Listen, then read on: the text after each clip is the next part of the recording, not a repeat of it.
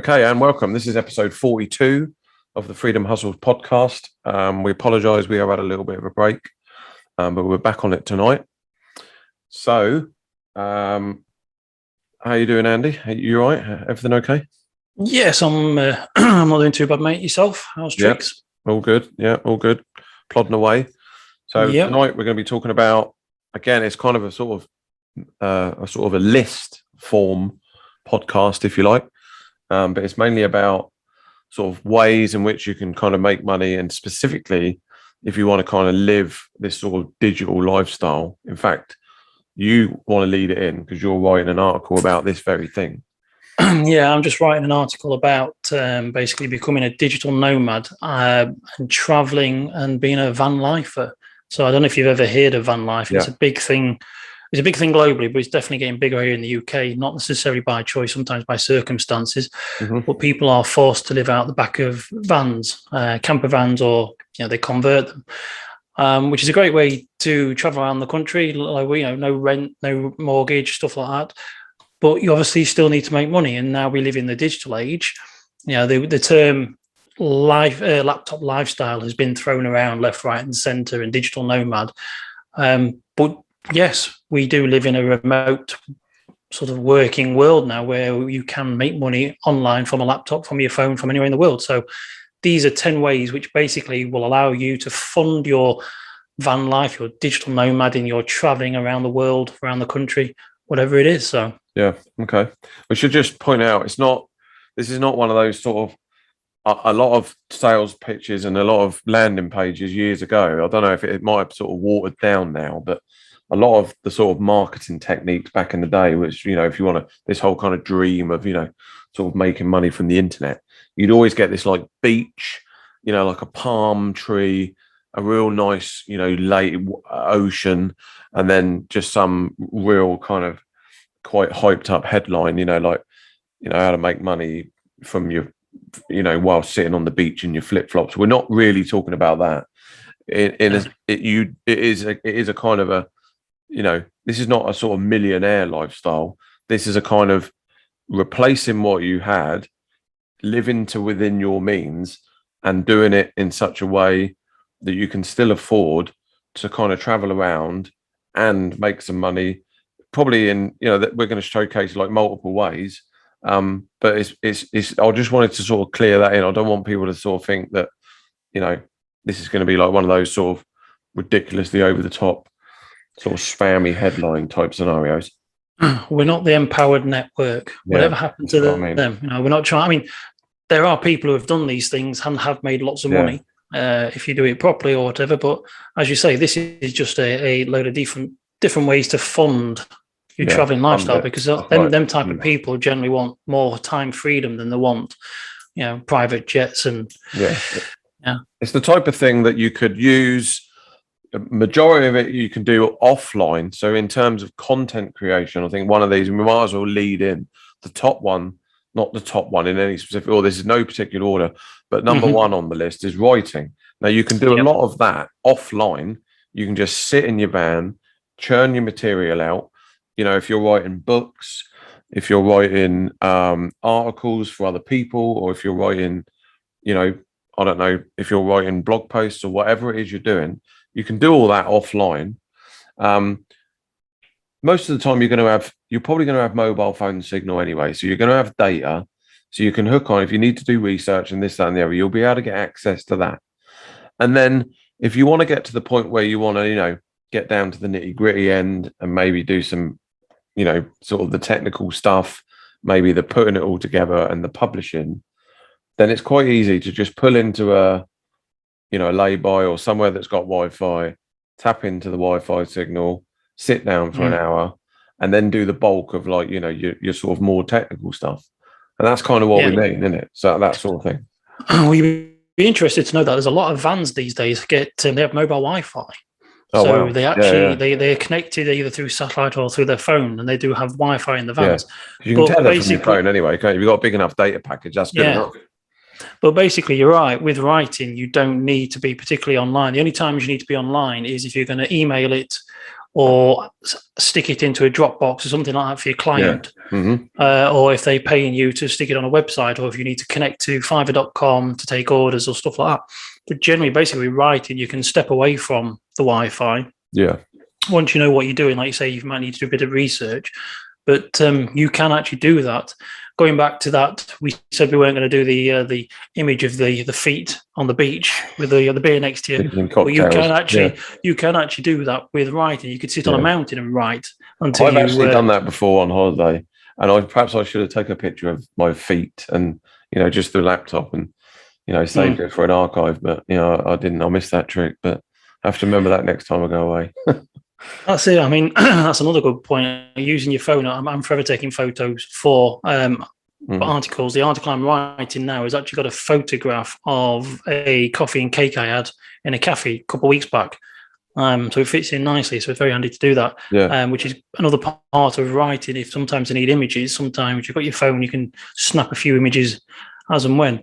But with the writing, there's different types of writing. So you can do your article writings where you get paid for, if it's just entertainment or fun article, you could be looking at peanuts.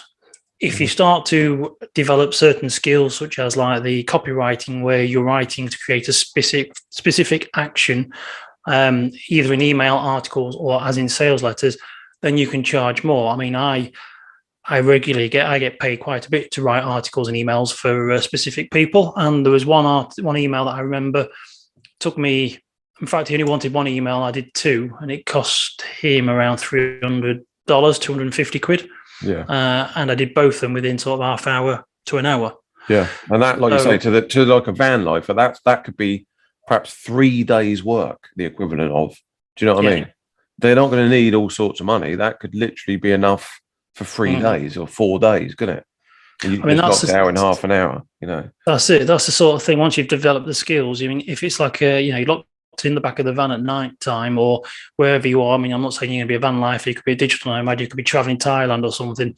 But when there's nothing going on, or when it's raining and you're sat in your house or something, those are the times when you could be writing. I mean, obviously, people want articles for specific times, so there will be sometimes deadlines. But as long as you get it delivered to them by a certain time, it doesn't matter whether you write it at midnight or 4 in the morning, 4 in the afternoon, as long as you deliver it. And that's the thing. Like I say, with certain articles, with certain email, I mean, there's articles where people will happily pay around $1,000, £800 to $1,000 for.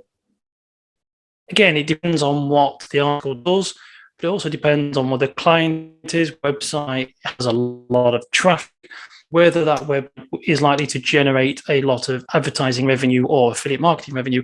So if they know that they're going to pay you $1,000, but for the next year it makes $10,000 or $20,000 in advertising, or they're not going to worry about paying you $1,000.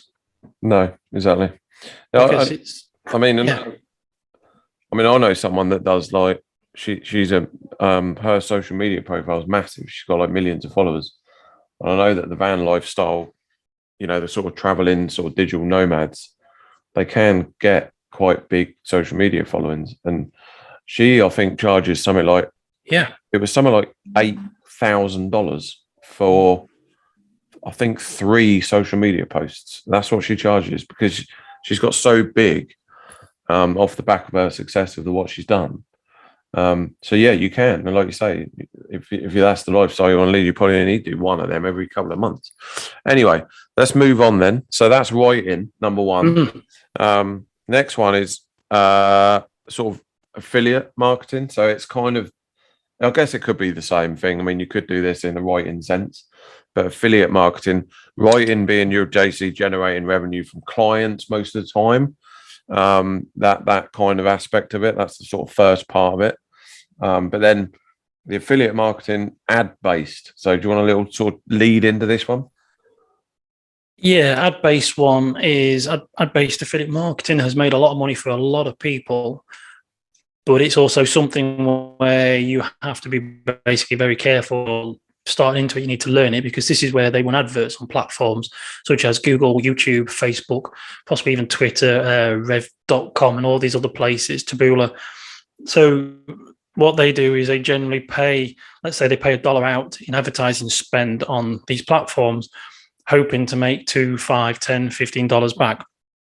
And what they do is they go to places like JVZoo and ClickBank, and they look for specific products which are selling well, which are high ticket items, really. Basically, if something's, I mean, this is an example using something called email marketing, which we'll talk about later on, but Annex Single apparently made over $1 million promoting a $3,000 product. So he got 50% commission on that, which is 1,500. So you could be running adverts on Facebook or YouTube or something else, directing people to this product. You've not had to make it. You've not had to do anything. All you basically done is gone to ClickBank, JVZoo, found the product, gone through the sales letter, seen what it's all about, found you get access to affiliate emails and bits and bobs. So you can take the information from that, create the adverts, and go to these platforms and start paying these platforms to show the ads, which drive traffic to them. And every time a sale's made, you make money. Yeah. Like I said, it can be quite scary to start with. You've obviously got to spend a bit of time in learning, and you will probably lose money in the first few weeks because you're basically learning how to create ad campaigns. Not all ad campaigns are going to be brilliant, but basically, the idea is, or the principle is that you spend $1 and get at least $2 or $3 back. Yeah. So, and then they run on autopilot. Once you've got a winning advert, you bin the rest off. You got that one, you leave it, you just put more money into it. So then it's just basically you're spending £10 an hour and earning 20, 30 back, and just throughout the day, it's just generating money for you. Yeah, that's it. Once you hit that sort of winning campaign, there's a lot of trial and error in the early stages, as you correctly pointed out. I think that's the type. I think that really is a skill, and I genuinely believe that that type of affiliate, it doesn't have to be done on the affiliate side of things, but any kind of ad management, people that run successful ad campaigns in any niche, they're highly, highly sought after people, and I think that is a real skill set. Because it isn't easy. Because it's not easy, but once you've perfected it, and if you've sort of perfected that craft of running successful ad campaigns, doesn't matter what network, Facebook, Twitter, Pinterest, doesn't matter. Once you've perfected that network, you find the audience, you find the avatar, you find the message that links with that, and then you get the conversion right. Then, like you say, it's like an ATM. You're just printing money. Then you're okay, and that's perfect for the sort of traveling. It is, yeah, because it's all automated, and it's like you said. Each network is slightly different to how they are, because Facebook can be a bit of a nightmare if you don't know what you're doing. I'm forever taking screenshots of adverts on Facebook, and there's some long ones now. So there's a lot of people using copywriting, but they use Facebook because it works. Yeah, and that's a good tip. That's a good tip for anyone listening in, thinking about running ad campaigns or anything like that. It is a bit of a minefield, but just like Andy said, just spend a few days, weeks, months, just taking. You'll see them. You will see them. They'll be in your feed all the time now. So just whenever you see ads that you think, I wonder how that, what made you stop to look at that?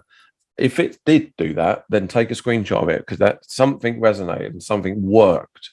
So then you've got to start, and then you can build yourself a little kind of portfolio of these little ads. I just do it like you say. You've done it. I've done it loads of times. Just make a little folder up on your PC or on your phone, and just dump them all in there, and then go back to it in a week or two and sort of have a look at what people are doing. Because if they're doing that, they're spending money on it. If they're spending money on it, likely it is they're going to be getting some kind of result. The other thing as well is, if it's on Facebook, it has been approved. And it's been approved, yeah, which is half the battle, especially, yeah. I mean, the images are great. You can look at the images, but I also recommend reading them, because definitely. There is a specific 100%. Way of writing for Facebook that I think we've had issues with in the past. Yeah, definitely. There is some special ways for writing. So have a look at their adverts and see what people write, and then try and emulate it. Obviously, depending on what your niche is, but yes, I mean jvzoo.com, clickbank.com. There's others. But basically, they are affiliate networks where you can find products which then you can promote through advertising. Yeah, so they're mainly digital. They're mainly digital products, aren't they? So again, it's an easy fix, an easy win for all parties involved. So one, like you said, once you've got it set up in the morning, you can check your ads. Everything's running smoothly. If there's not, to do a bit of maintenance. and then you can go about your day. You can jump in your van. You can travel wherever it is. Go see a temple. Go see the countryside. Climb up a hill. Go through a forest. Whatever it is, you can leave it running.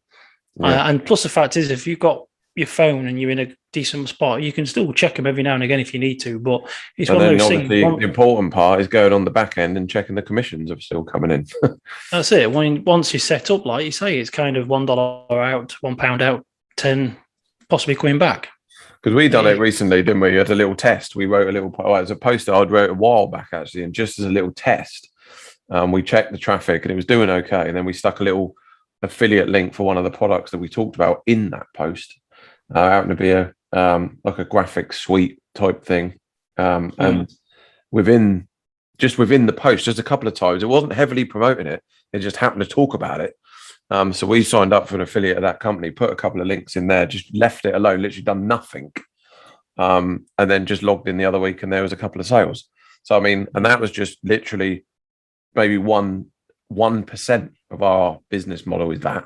Whereas if you entirely focused on that, do you know what I mean? And just doing that alone, but running ads to it, knowing you're going to make $15, $20, $100 on the back end, there's a break-off point and there's a margin where you think, well, hang on a minute, I'm prepared to spend X amount because I know I'm going to get it back.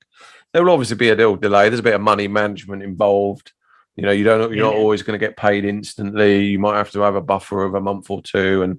But anyway, we don't want to go into too much detail. But so that's ad-based affiliate marketing. Now, number three. Go on. Just one quickly thing, if I can just quickly say as well. Some of the affiliate programs on ClickBank and JVZoo, you get 50% or 75%. But you also, if it's got a like you said, a back end, you just reminded me of the back end. If it's got like a 30, there's like a membership or something else. Just further down the funnel, upsells. Yeah. You can get an extra 30% commission for each month that person's on there. So you get effectively 2 commissions, don't you? There's 2 or 3 commissions. So perfect ones, even better, which is not all everything, but some products do rebills. You know, I'm a massive fan of rebills. I promote a product in the sort of crypto niche, which is a rebill. So basically, you know, if an affiliate signs up, then you get a little commission every month if they stay with it. So and they can almost become like mini sort of paydays. Do you know what I mean? Just completely hands off once it's done and they stay with it. Every month you're going to be getting that little money. See, not going into figures, but I know what you've told me about your little affiliate thing from that. And that would be perfect for someone who's got a van, because that is something that's coming in. Exactly. You're not doing anything much for it, are you? No, that's it now. So we got. So the other one, third one, which is a big favourite of ours, which is kind of self-publishing. So I guess a little bit like number one, we talked about writing, but that was more client-made. This is more your own products, your own books. Yep. You've got one behind you right there. So self-publishing, you know, self-published author. We've talked about it loads of times on the pod. Kindle books, or even physical books in that sense.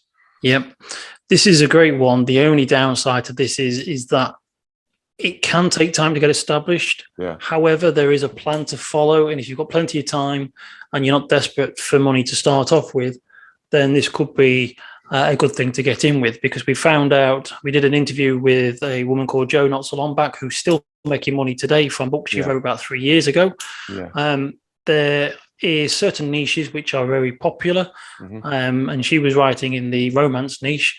Children books are always popular, but like I said, there is a specific plan that you can follow, so a blueprint. So for example, you'll probably, instead of writing just one book, you'll probably write 3 or 4, publish them together. So then if anybody reads one book, really likes it, they can buy the others. You've got Amazon Kindle Unlimited, so if you put them in there, you can get paid for page views, page reads, what they call them. If you create an Audible version of your book, you can then put it on Audible, an audio version, and so it goes on Audible. You get paid every time people hear that.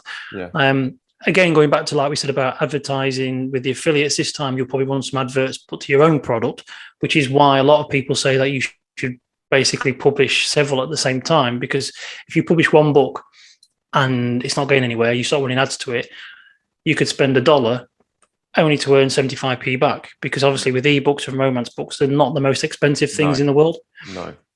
So at least if you've got 5 books published and you run ads to one, people like it, you might lose 25 cents on the advert from the first book, but then if they buy another one, then you're in profit. So it's always sort of worthwhile trying to publish as many as you can at the beginning, just not do one, unless of course it's a really big one. Unless you go for like a novel and you've done 200,000 words, and then the idea of writing another 200,000 words before you publish the first one is a bit daunting. But with a lot of the people who are making money each month, and there are people who are making several thousand, up to $10,000, possibly more each month, they're writing short stories. And because the good thing about the short stories is that you're looking at probably between 20 and 30,000 words. I can't remember what Joe said, but hers were around 20,000 words, if I remember rightly. Yeah, they weren't long. And I've spoken to a few people that have said similar things. I mean, again, like you say, I think it's quite a niche thing. I think pick a niche and sort of stick within that.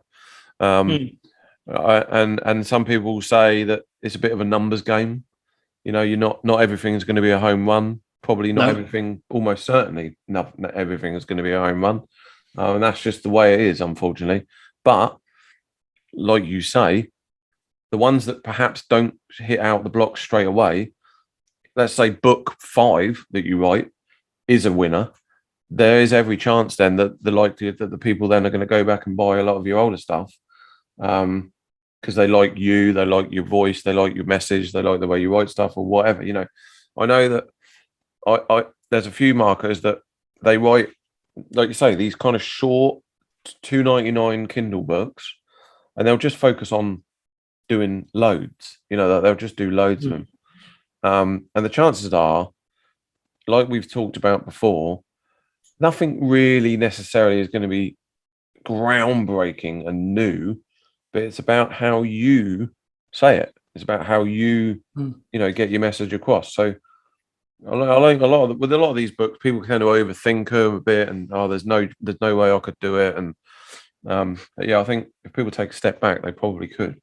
I think, like you said about the numbers thing, it is a numbers thing, but this is why I say about trying to, if you do short stories and then you, if you do a series. So, for example, if you think of like Star Trek, Stargate, or Star Wars, where there's a series of, and you can also have offshoots in the same universe. Yes. If people get to like that, then they can flip from one book to the next. So you can sell multiple books, and in many ways, you can write a short story quicker than you can a novel, and you can move on to the next one, and you've not got that fatigue from trying to write a long one. So you can start a fresh story in the same universe.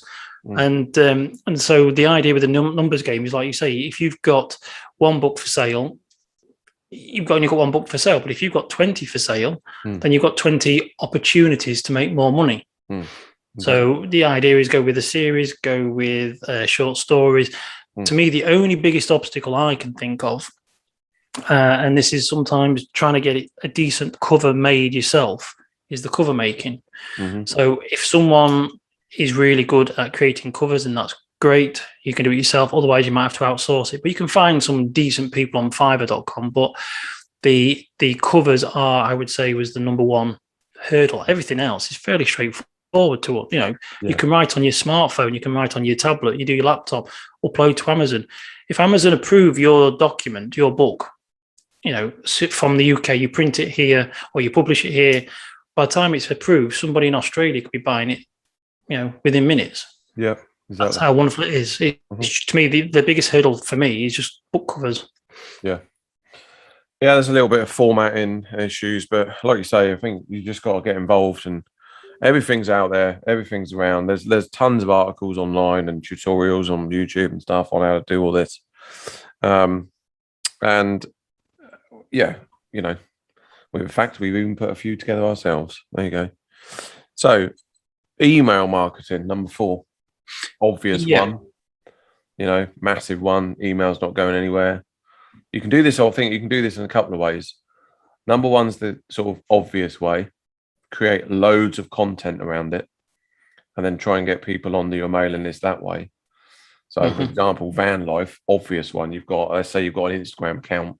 Let's say you're documenting your journey around the world or whatever it is you're doing, and other people are going to be interested. Definitely, other people are going to want to know how you do it. Other people are going to want to know how you, again, what we're talking about now, how you make your money. Other people want to know how you kitted out your van. Other people want to know how you budget or what your travel plans are. Loads and loads of things people want to know about. Now, you can obviously just share that through social media and do whatever you want. Or you could make a one simple landing page just to say, I'll share all my van life secrets, or here's my top 10 tips for new van life starters, or here's the 3 things that every van lifer must do on day 1, or something like that. Pop in your email address, build an email list, and then once you've got the email list, like you say, built, that guy then literally, as we've talked about, has got it in the palm of his hands. He can literally just send anything within reason to those list of subscribers, whether that be affiliate products, whether that be Amazon affiliate products on kitting out vans, or whether that be pointing to his book that he's just wrote, or whether that be affiliate products on how to make money when you're traveling around in a van. Do you know what I mean? There's tons of options. Yeah, I was only reading today about a dentist in America who he was struggling, and so he started to do some proper marketing methods. And one of them was to build an email list. And someone said, "You build an email list? You're a dentist?" And he's like, "Yeah. I'm gonna write to him every day." And he was like, "Well, who wants to hear from their dentist every day?" By writing an email every day, he wasn't just doing dentistry. I think there's like 25% was industry. But everything else in those emails were, I took my family to the mountains and we did this, and he shared photos and he shared that. And people started to look forward to the newsletter from the dentist, and it kept his business going. It brought more people in because people started to talk. Yeah. This goes back to another marketing thing, that people buy into people, as we mentioned many times. But there's, like you say, van lifers or digital nomads, there's absolutely no reason why you can't have your own email list and newsletter. The thing with email marketing is it's either a standalone business or it'll go with everything that we're basically saying here today. So, for example, like the self-published author we just talked about, you could have, they need to build an email list because then they can promote their new books to their email list. Exactly. Writers, if you're going to be working as a writer, have a website where you say, you'll get a newsletter. You can build a relationship with people who will then probably come and hire you to write more articles. Once you've proven to them that your articles are worth $1,000, you're no longer doing loads of little $5 articles on Fiverr.com. You've suddenly got yourself someone who's willing to pay you the equivalent of 100 articles. Do you know what I mean? It's so having an email list is very powerful. It's what you say. It's traffic that you control. Yeah, absolutely. I'd just like to point out as well that I get one. I use one at work, which is, and I sent it to you the other day, and I don't even know if I've ever even been on this website. I must have been on the website. I don't go on the website though, but I get this newsletter daily, and it's all about kind of the industry. It's about coding and this, that, and the other, and it's kind of something that I'm interested in. So, and I really look forward to that. So I get that. It's like a daily digest. It's literally, they scour the internet. They don't even promote their own stuff. They go on there and they'll link out maybe half a dozen articles, industry-specific articles. Now, people are probably listening to this going, well, how do they make money out of that? Well, they'll do that every day. And then maybe once a week, I'll get an email, like a promotional email. And it'll be like, here's a course on JavaScript, or here's a course on web design, or here's a course on, something related to that industry. And it'll be just a promotional email. So they'll do maybe 5 days of entertainment, news, industry news, stuff that people are interested in, which I'm interested in. And then 1 day a week. And that, if that list is big enough, that 1 day a week promotional email will bring them in massive revenue for the whole month. Yeah, well, I'll tell you, we spoke about this in the past. I'm not going to say that anybody's going to build an email list as big as this, especially not necessarily a van lifer, but a digital nomad.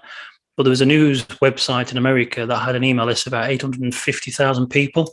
I remember contacting them. They do a sponsored post in their newsletters. And their newsletters are just basically sent out to tell them which new articles have been published. They write an article, if it's to do with Donald Trump or Biden or whatever, something to do with news, they send an email out, blast saying, new articles on the website. They would send several out in a day. I once counted 5. Now, at the top of each email was a sponsored post, and it cost $4,000 per sponsored post per email. Yeah, so they're doing that 5 times a day. They were doing that. It wasn't always 5 times. I remember counting one was 5, but they probably do it between 3, 5, maybe 2, Jesus but it's up and down. But that was $4,000 per sponsored post. So they're making an absolute killing from that.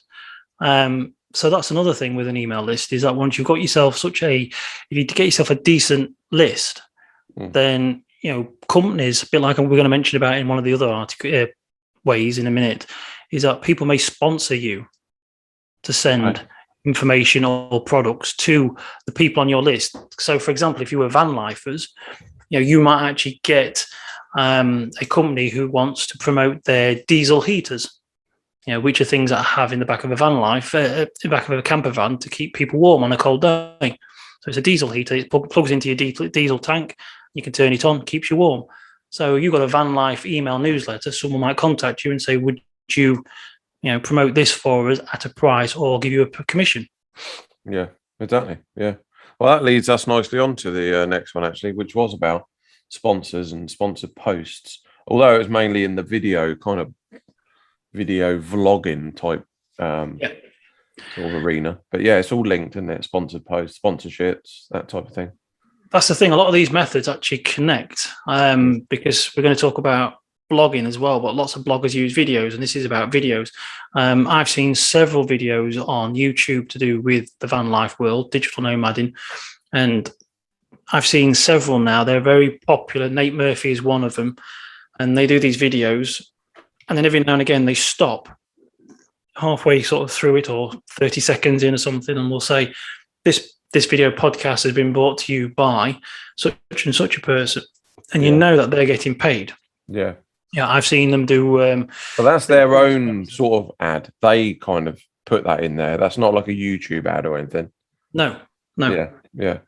No, they verbally mention it. There's a photograph in this article I'm writing now, which will be on the Freedom Skills Academy blog sometime this week. Yeah. Which basically you see the guy stop and he points at the side of his van panel, and then the name of the brand pops up on there. So he's put this graphic on it, and then he'll say like this video has been sponsored by or been brought to you by blah blah blah blah camper van supplies, and then he'll mention something, then go back into it. Mm-hmm. I've seen people doing the drinks and the food that they eat. I've seen people doing I've been listening, stop and say I've been listening to this book on Audible through Amazon, blah blah blah. So exactly, yeah. And they always give a link. You'll see it be something like audible.com/van lifers or something. So they're getting paid for doing these videos. So, I mean, and that's helping them to carry on traveling around the world. That's it. Perfect. So that covers that. And then that leads us nicely into the next one, which is blogging, which kind of fits into a lot of stuff. But I mean, so blogging, I'm still a massive fan of blogs, by the way. I like blogs. I still read blogs. I still write one. We still write one. I like blogs. I don't write as often as I should or would like to. But I do think, and I don't have any data to back this up. I'm just a hunch. I do think that I'm not sure it's the sort of, do people read blogs that much anymore? Do they actually sit there and read it all? A lot of it's skim now, isn't it? You just get hold of it because it's so much noise now, isn't there? There's so much noise. Everyone's busy. Everyone's running around like maniacs. I just worry that this is, again, I don't have any evidence to back this up, but for me, the blog game, I don't know. Starting a new blog now is very hard, I would say. It is very hard. And it's not the type of thing that you're going to just fire out and, buy a domain, start blogging tomorrow and then get traffic next week. It ain't happening. No, it's very hard. It's very hard to start if you are in a saturated niche. Yeah. It's very hard to start if you don't have a social media following or if you don't build one at the same time. Yeah. Now, I do believe people read blogs. there are still thousands of. I mean, I was looking at one tonight to do with van lifing. But like you said, I did scan through it fairly quickly. But the thing with blogging is that people do a lot of micro blogging, which is Facebook and Twitter and stuff and Instagram, which is fine, but you don't necessarily always get paid for it. Whereas if you use a blog, you should use those as tools to send people back to your blog, because it's your blog where you can get more content on there. You're in control of the content. And the email opt-in. Build your email list with it, and it's on the blog where you can host your videos for a start.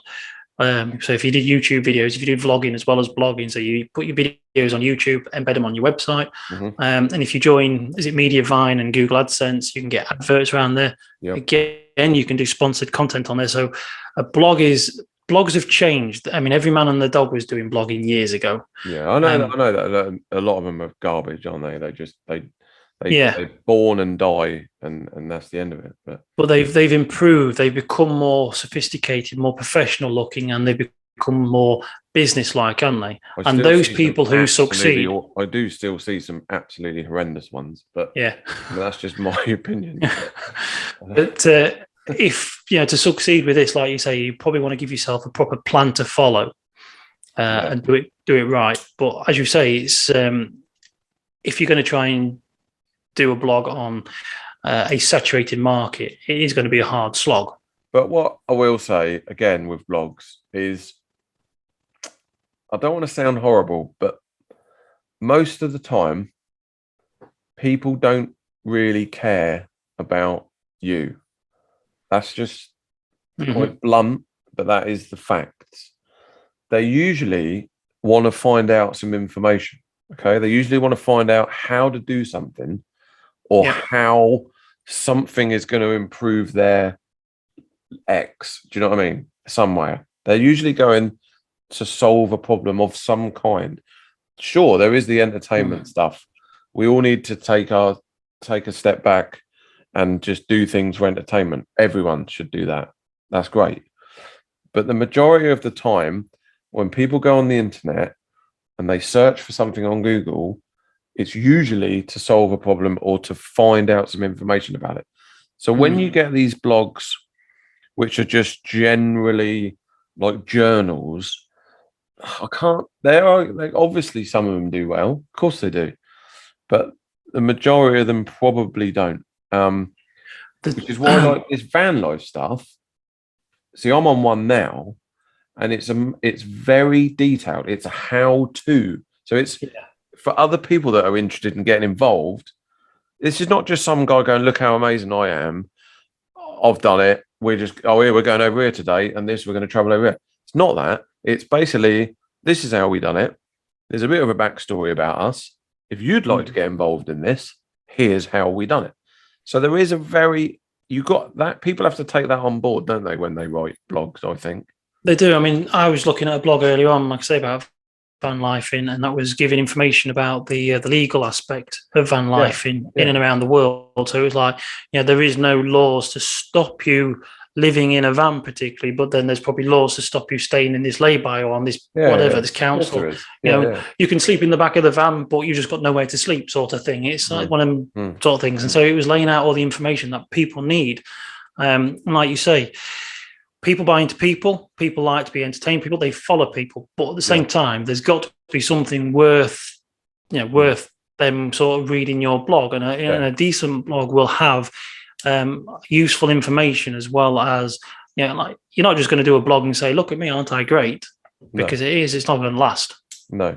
That's good. It's not unless you're a celebrity, but even then people get fed up with celebrities if they're not doing something interesting. It tends to burn out, doesn't it? All right, well, that's sort of covered that.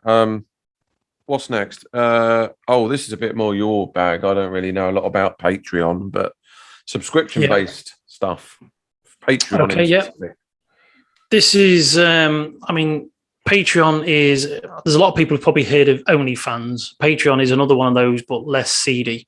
Even though OnlyFans was actually trying to get rid of the sex worker side. But basically, what Patreon is, and OnlyFans and some of these others, is they are membership websites, membership platforms. Yeah.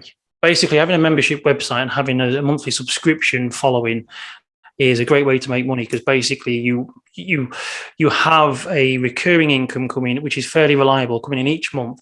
You produce the content once, you probably sell it to like 20, 30, 40, 200,000 people, all paying $5.99 or $10.99, whatever it is. People have made lots of money with memberships. But in the old days, making membership websites was always quite technical or expensive. It was a nightmare. What was that one we used to use? S2 Member. Was it S2 Member? S2 Member plugin. They were great, but they were like, so it took you like 3 weeks, didn't it, just to set it all up? And it was they took a lot of hassle, and then obviously some bright spark has come along and said, do you know, why don't we just make a social media platform like Facebook, and then we'll just add the ability to set specific tiers, and we'll add a payment merchant thing to it. So with Patreon, you can basically go there, set it up today, stick your PayPal account details in there, add content to it like you will Facebook, and then you'll just basically set certain posts to be, you know, if people pay $1.99 a month, they can only access this. Those who pay more can access that and the next lot. So you can actually start putting subscription content onto this platform and start today. But like most things, it's handy if you're a YouTuber who's got a following, or a van lifer who's got an Instagram account, because you've got a fairly large amount of people who you can basically say, for the help us out, stuff, go over to the Patreon page or whatever. Go over to Patreon, pay $1.99, and you'll see the bloopers videos or the other stuff that we get up to. If you're going to try it from scratch, then you've got the same problem of having to start, as you said, with a blog, start from scratch. However, there is a lot of people making a lot of money on things like Patreon, because, like I say, it's there's a couple of examples here. There's a Shauna Maguire. She's a fiction writer, and she's actually a bestseller. So she sold books which have done well. But to supplement her sort of income, she writes a couple of short stories each month and puts them through Patreon, as well as the short story. Sorry. Okay. Yeah. So as well as that, she shares, I think she does the odd video talk and shares pictures of her cat. But she has, I think she's got like 8 different tiers. The first one is $1, then there's a $3 and a $5. But on the last count, she had 3,635 people paying her a monthly subscription. So that's a minimum of $1. So if that was a minimum of $1, I mean, she's actually earning $14,284. But it says here per short story. Now, I think Patreon allows you to do either monthly or per item. If that's the case, she's publishing 2 short stories a month. And they are short. They really are short, because I paid a couple of times out of interest to see. So she's basically making $14,284 per short story. Now, if that's per short story and she does 2 a month, that could be double that. But that's and so she's doing that. She's doing really well there because of the exclusivity, isn't it? She ain't going to publish that anywhere else. That'll be her little. Yes, that'll be the little. This is exclusive for the Patreon members. It would be a bit rude to publish that on Amazon as well. Probably couldn't. And obviously it would annoy the people that are paying for the privilege. So they pay into this kind of VIP members club, if you like. Get the exclusive short stories that no one else sees. Like you say, a couple of dollars is nothing, is it? But it's exclusive. Thousands of people that are doing it. She does all right out of it. It's exclusive content. I mean, have you ever heard of a woman called Amanda Palmer?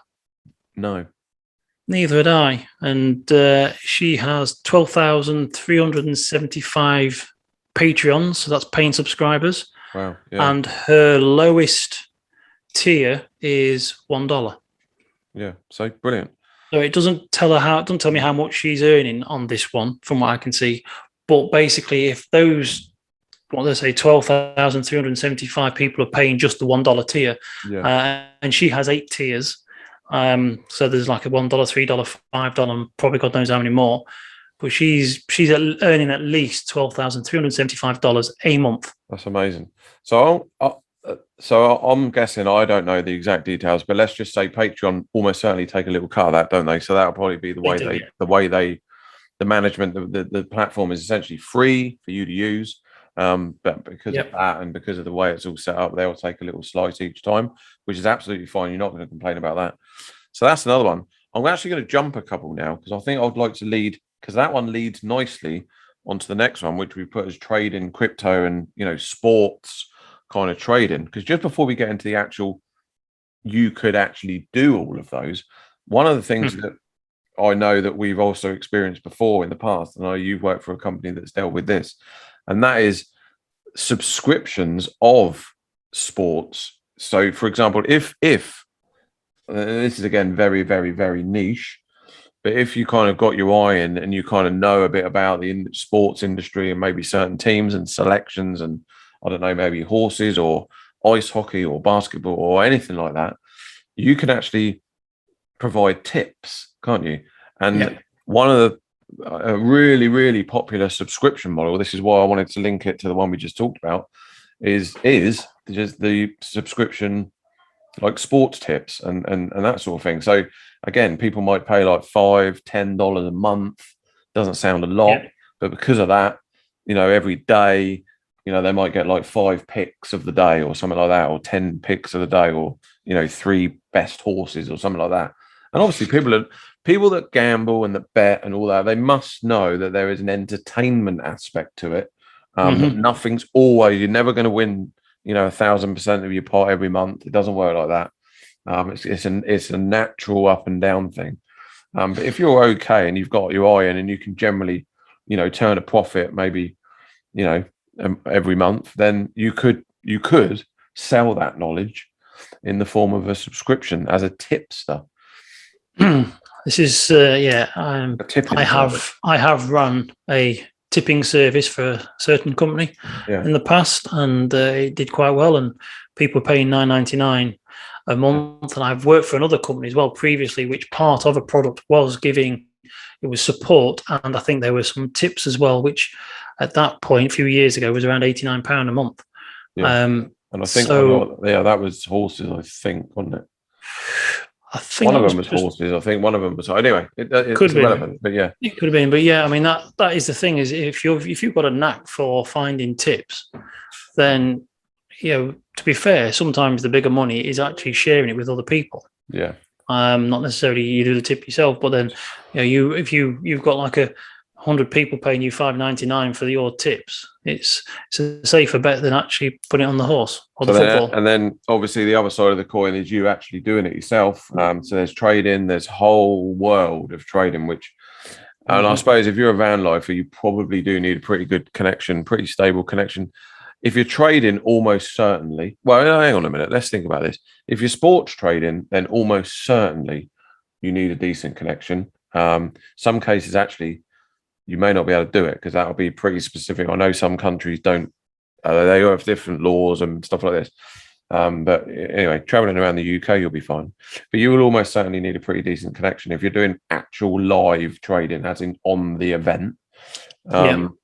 You will need it because, the markets fluctuate all the time. They're changing literally, seconds count in that case. Yeah. So that's number one. The other one is you've got this kind of pre-selection stuff. So it kind of goes into the sort of, almost if you were following a tipster, for example, you could pretty much get up, get your tips, or even if you're doing it yourself, you've done your research overnight, put them in the morning, forget about it then for the whole day, and then come back and hopefully you've turned a profit. Again, up and down. You need bankroll, you need money management, you need a lot of nerve. There's a whole world of, there's a whole kind of niche around the sort of sports betting game. We could do probably 50 blog posts just on sports betting. The psychology involved. Yeah, it is a very, very, it's not as plain sailing as people make out. However, there are some tools out there. There's bots, which we've sort of dabbled with in the past. I run a crypto bot. I know that there's loads of sports bots. In fact, we have been testing one out recently. So there are tools available. I'm not going to sort of start telling people what they should do, but there are tools available. One we'll say is do your own research, and then, check it out. But yeah, that's another little thing, isn't it? And it can become a kind of semi-passive thing, perhaps something that you maybe have to spend a couple of hours a day on, which could develop into something quite nice. You sounded like an anti-vaxxer conspiracy theorist there with do your own work, do your own research. Definitely do though. With that. Yeah, and I have seen van lifers in videos talking about match betting, which is something that you've dabbled with quite a bit. That yeah, match betting. That's a great way to start, actually. Yeah, match betting is brilliant. It will eventually die out, and you'll end up, but match betting essentially is taking advantage of the offers. So the bookie will always give you an offer. Everyone's fighting for your price now. All the bookmakers, they're all fighting for your custom. They want you on their books. They want essentially you to lose, so they can keep just sending you more and more offers. So you keep on losing and losing and losing.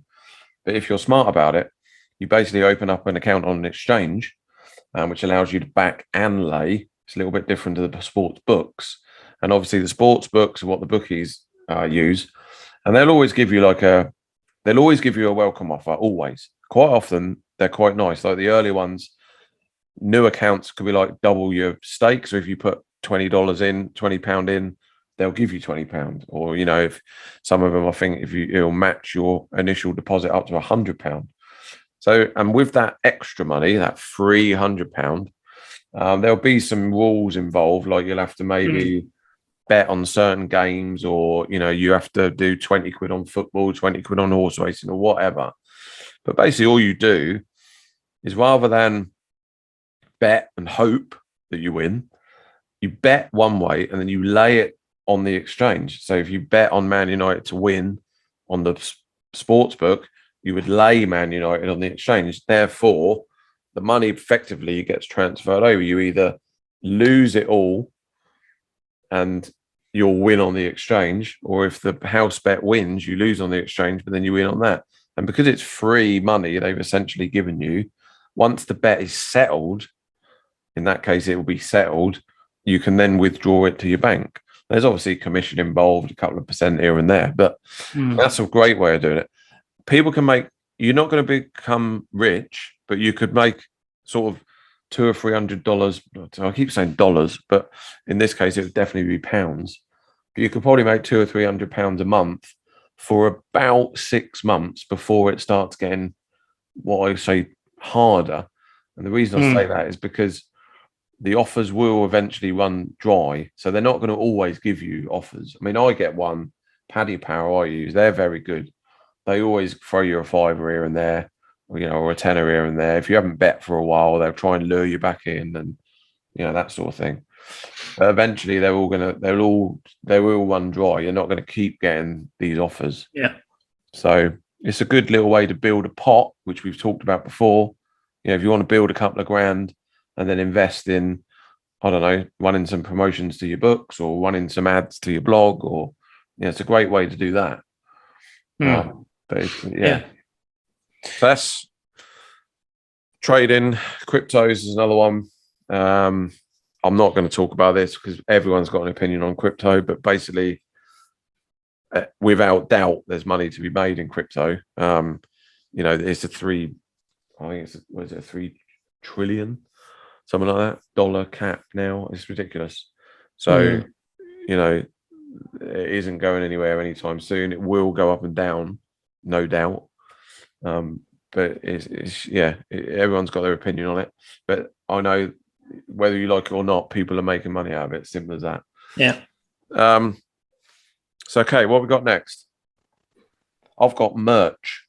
Yes, that's another one which it's kind of like the ad-based affiliate marketing, but this time you're actually sending traffic to your own products, which are t-shirts, cups, phone covers. Some people specialize only in t-shirts. Some people only specialize in mugs.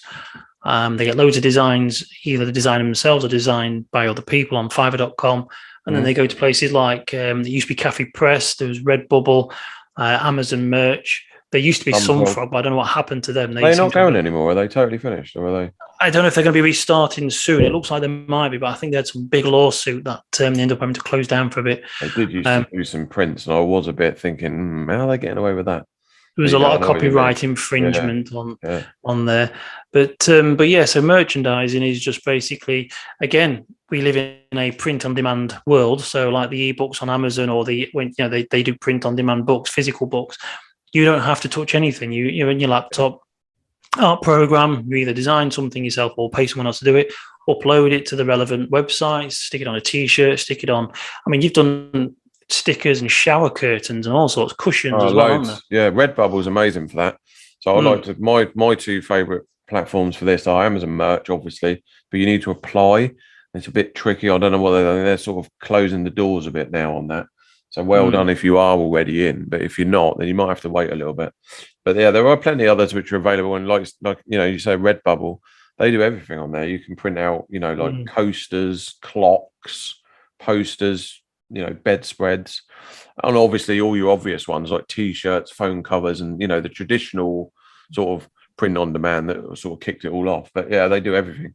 And yeah, like you say, you don't hold any merchandise. You basically just design it, upload it, put some keywords in, do a little bit of SEO, and then if you've got an Instagram account or whatever, promote it and share it about, and then go from there. And again, it's one of those things where I think it's niche. Again, I know we mentioned this enough time, quite a lot, but because you're kind of making a sort of shop storefront, is like, especially with Redbubble, people don't want to turn up and then they've got all sorts there. You know what I mean? If you're specializing in, let's say you're doing van life stuff. So if you're doing a lot of, kind of van life merch, or, I don't know, camper van merch. And I know that's quite a big sort of popular niche, but if you were doing that and then all of a sudden you had a load of, I don't know, stuff about frogs, or, it wouldn't match up and people get a bit confused.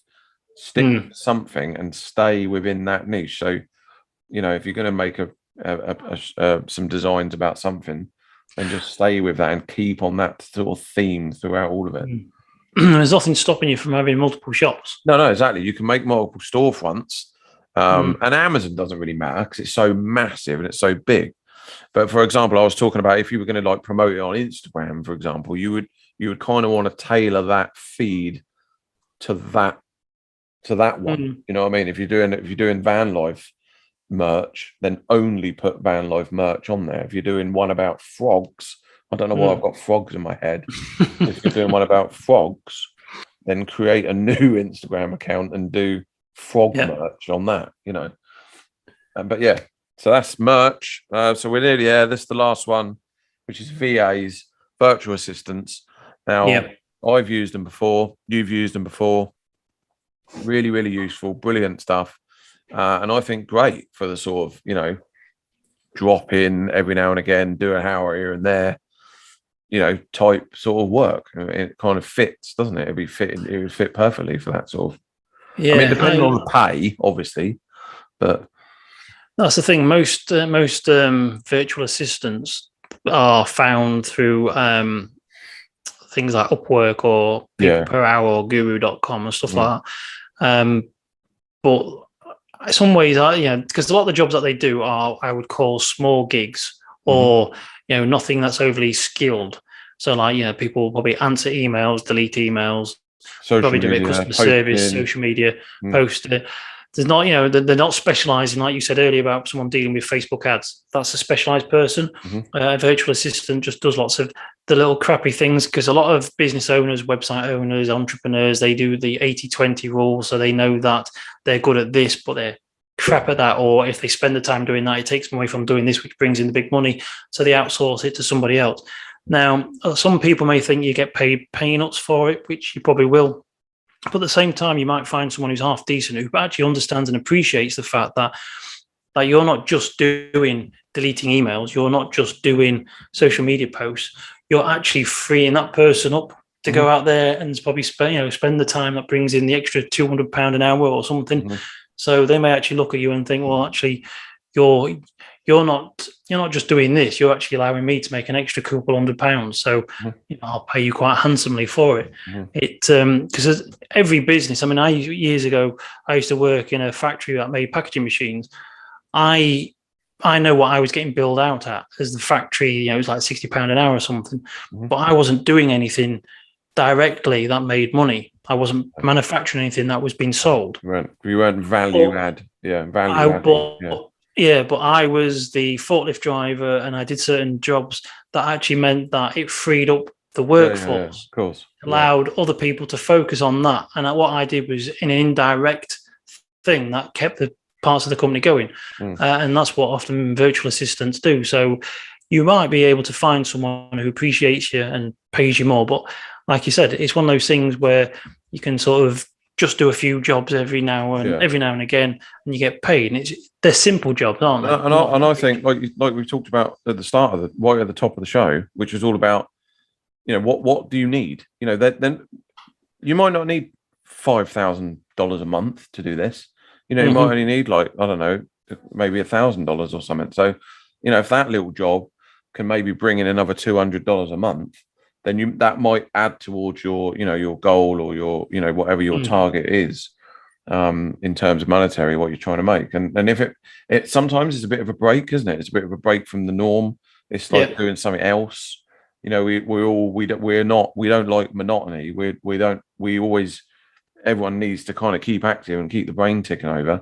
So it might be that a little change of scenery and, sitting down and, just doing someone's Pinterest post for an hour, that might really, really suit some people. So, I mean, if you find like I said, these aren't highly skilled jobs, but that doesn't mean that you can't actually develop a specific skill set in, like you said, Pinterest. So if you learn Pinterest or Facebook groups inside out, and then you become the guy that people go to for that. Yeah. So, I mean, someone could come, you could have, I mean, I'm not saying, I don't know how it particularly works, but you could connect a Hootsuite to several different pages and groups for certain people.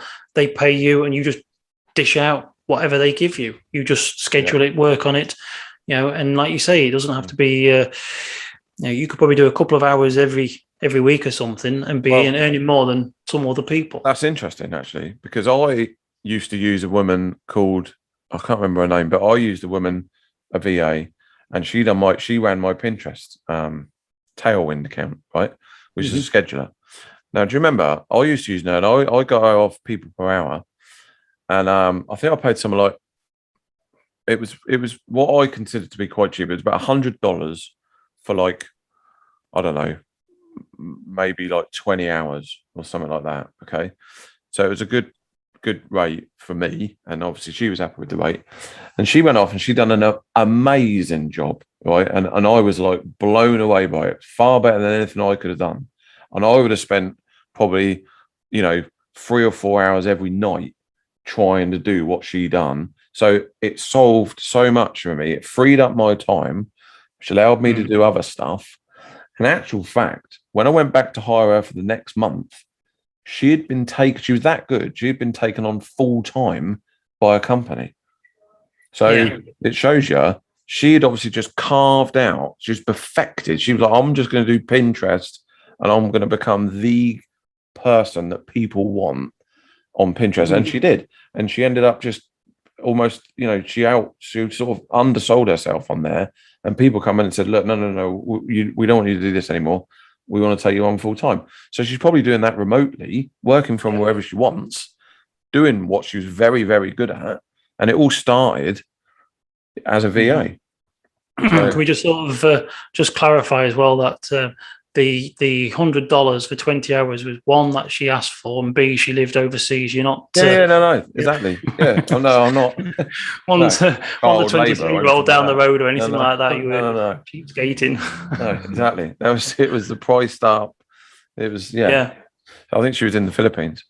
But anyway, okay. Well, we better wrap up actually, because we've gone. I think we've maybe done an hour. Which is crazy. Possibly, yeah. But anyway, okay. So that was good. So just loads of takeaways on that. Have a little skip through, go through them again. If you've got any comments or anything like that, then drop it in below. So have you got any closing thoughts? No, it's just, as you know, I'm going to be hopefully doing some van life in Round Island, hopefully next year. Yeah, you'll be actually doing this. So this is the reason why we're talking about this, because there's lots of great ways to sort of make money in the digital world. And I think what motivated with this was I saw a few groups where people were asking questions. What do you do to make money when they're a van lifer? And there's some people, I go to pick fruit, or I go do this. And I think you don't need to. You can build websites or write things, and you can earn more money doing that than you would like a whole week of fruit picking. But it depends on what people want. So I thought it was worth worth saying. So yeah, so if you're interested in being a digital nomad, traveling, and you're looking for ways to make money, look on the digital domain, looking on the internet. Exactly. Brilliant. Okay. Well, thanks very much for listening. Bit of a long one. Hopefully we'll try and get back into the routine of doing weekly again. So I've been John Banks over at the freedomskillsacademy.com. And I'm Andy Lehman. You'll find me in the same place. So yeah, thank you very much for listening, and we'll speak to you in the next episode. Thanks and goodbye. Thanks very much.